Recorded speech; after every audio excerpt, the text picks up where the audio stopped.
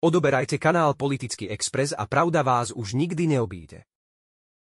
Stropkov, Bratislava. Na jarmoku v Stropkove v piatok namieril muž atrapou zbrane do priestoru, kde sa nachádzal minister vnútra Matúš Šutaj Eštok, Hlas.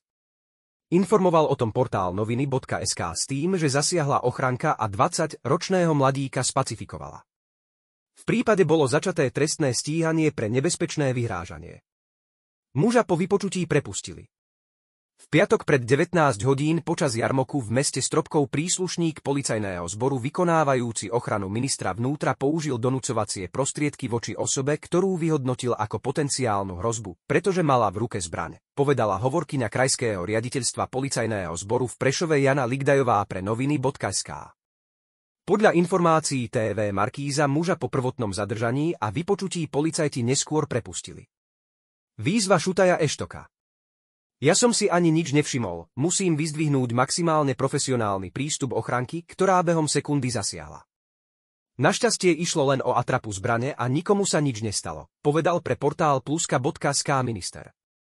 Chcel by som poprosiť ľudí, aby sa, obzvlášť po tom, čo sa stalo v Handlovej, neopakovali podobné veci. Bol by som nerád, ak by napätie v spoločnosti ešte eskalovalo. Prosím, správajme sa k sebe slušne, vyzval Šutaj Eštok. Incident pripomenul atentát na premiéra Roberta Fica, Smer, ktorý sa stal 15. mája na námestí v Handlovej po výjazdovom zasadnutí vlády.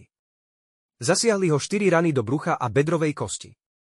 K bezpečnostnému incidentu došlo aj 30. mája, keď pred vilou, ktorú využíval prezident Peter Pellegrini, dieťa v aute s kuklou na hlave mierilo hračkárskou zbraňou na dom.